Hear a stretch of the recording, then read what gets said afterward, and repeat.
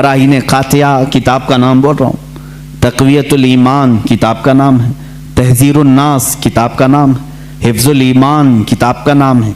ये वो किताबें जो आज छुपी नहीं है, मार्केट में छपी हैं, अभी भी मौजूद है, अभी भी मौजूद हैं। इन्हीं किताबों की इबारात की वजह से ही तो ये तनाज़ा फैला पूरे उम्मत में, इख्तिलाफात। अहले सुन्नत व जमात मुत्तहिदा मुत्तफ़क़ा एक ही जमात थी बर्रे सगीर में। इन किताबों के आने के बाद हुआ क्या, एक किताब में लिखा गया अल्लाह झूठ बोल सकता है, नई बात थी। इस बात पर आज तक उम्मत ने कभी किसी भी शेख, किसी भी बुजुर्ग सलफ़े सालिहीन से मुझे इबारत ला करके दिखाओ, इससे पहले कोई बात हुई थी।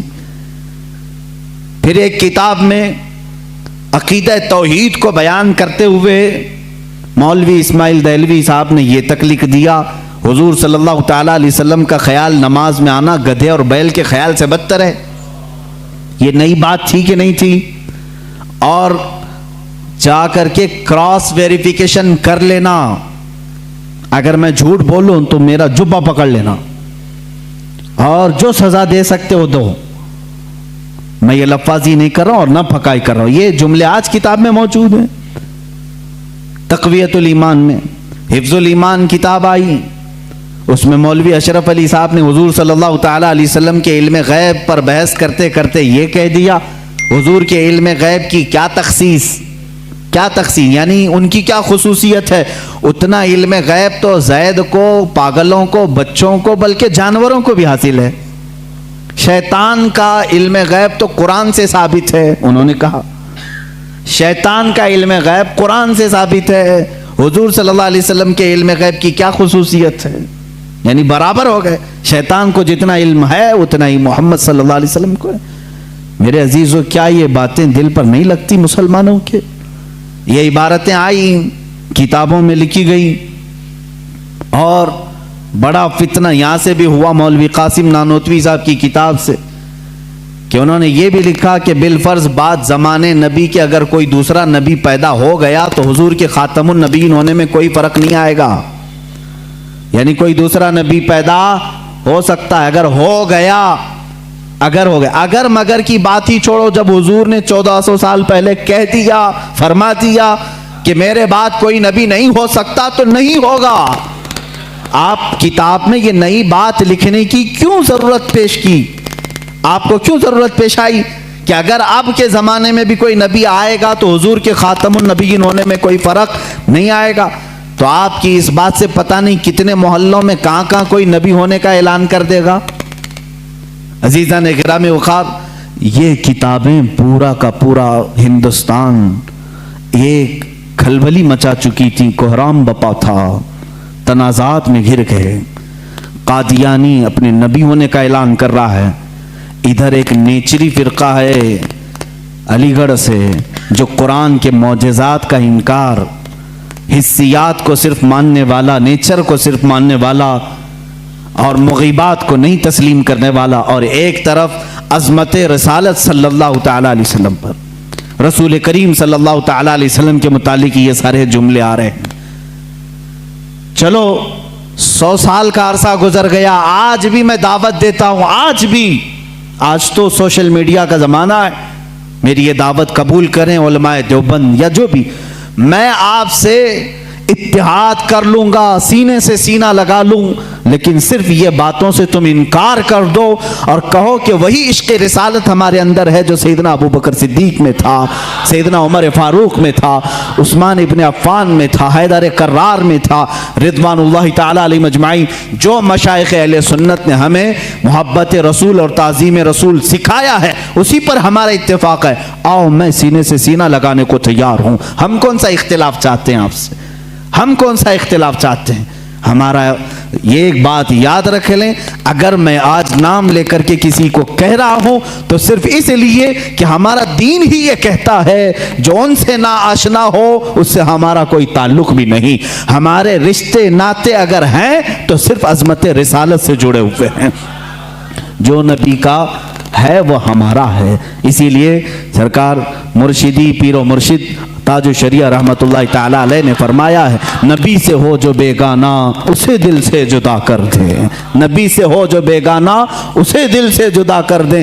पिदर मादर बिरादर जान और माल उन पर फिदा कर दे। इसी वक्त ईमान को पहुंचोगे, उसी वक्त ईमान को पहुंचोगे। अब ये हालात मैं बता रहा हूं आपको, इंडिया के, हिंदुस्तान के, अखंड भारत के हालात। मुसलमानों में तफर्रका पैदा किया अंग्रेज, और इन्होंने अपने माल, अपनी हुकूमत, अपनी सल्तनत को फैलाने के लिए, बहादुर शाह जफर का कत्ल हो चुका था। उसके बाद उलमाए हक ने महसूस कर लिया कि अंग्रेज दरमियाने उम्मत तफर्रका डालकर अपनी कुर्सी संभालने की कोशिश कर रहा है।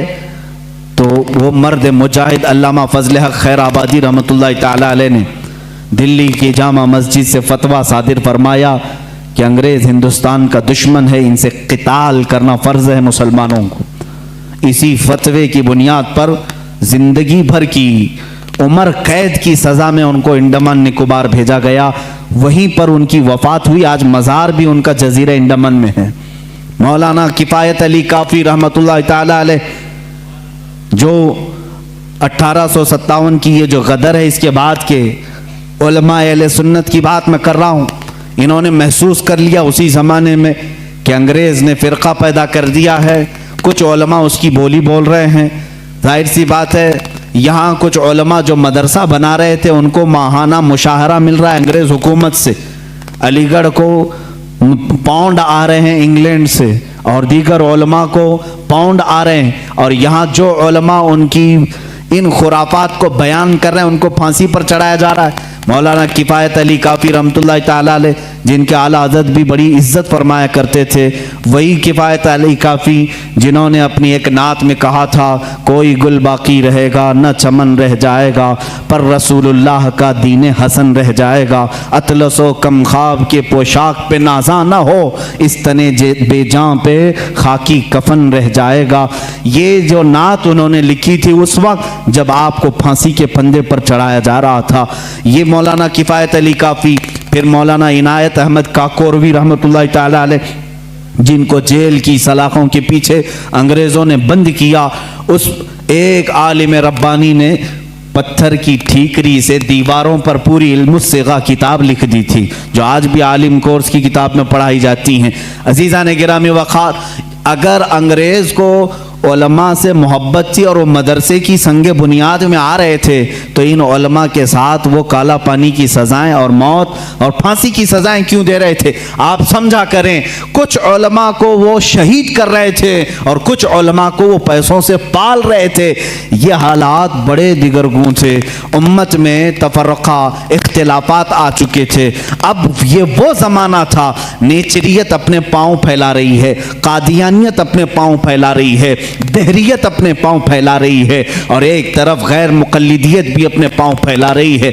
हिंदुस्तान की सरजमीन जो अहले सुन्नत व जमात का कहवारा थी, औलिया का मरकज़ थी, ये ख्वाजा हिंद का हिंदुस्तान था, ये महबूब इलाही की विरासत की ज़मीन थी। यहाँ साबिर कलियरी के मुजाहिदात थे, यहाँ बाबा फरीद के नगमे थे, यहाँ पर औलिया कामिलीन का गुलशन था। ये तमाम सूफिया कामिलीन के परवरदा मुरीदीन का एक अजीम गुलिस्तां था। इस गुलिस्तां को कई अंग्रेजों ने अपने पांव से कुचलना शुरू किया। इसमें खिजा आने लग गया।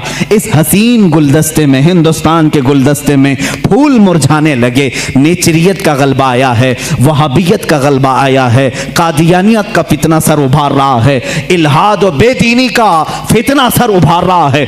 अब हिंदुस्तान की सरजमीन पर एक ऐसे मर्द कलंदर की जरूरत थी जो मूसा का जलाल लेकर फिरौन के मुकाबिल में आए, जो इब्राहीम की सबात कदमी लेकर के नमरूद के सामने आए।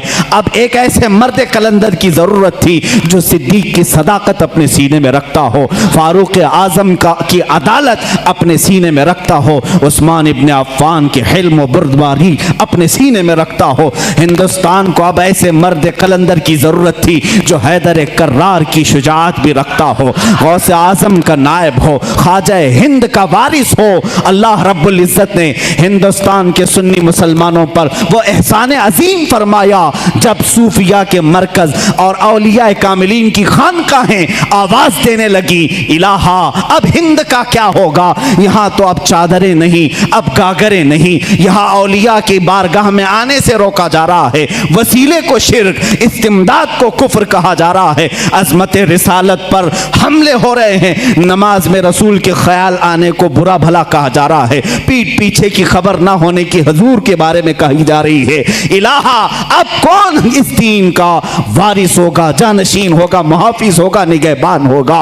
आवाज आई गैब से, अल्लाह रब्बुल इज़्ज़त ने पूरे हिंदुस्तान के इस साए पर एक ऐसी अजीम सल्तनत को बेदार फरमाया जिस सल्तनत का नाम हम यूं कहते हैं, मुल्क सुखन की शाही तुमको रजा मुसल्लम, मुल्क सुखन की शाही तुमको रजा मुसल्लम। जिस समत आ गए हो सिक्के बिठा दिए हैं, उस अजीम हस्ती को अल्लाह ताला ने जलवा फरमाया जिसको पूरी दुनिया सुन्नियत, आला हजरत, कंजुल करामत, जबलुल इस्तिकामत, दरियाए नेमत, आकाए रहमत, कंजुल करामत, इमाम अहले सुन्नत इमाम अहमद रजा खां फाजिल बरेलवी के नाम से जानती है।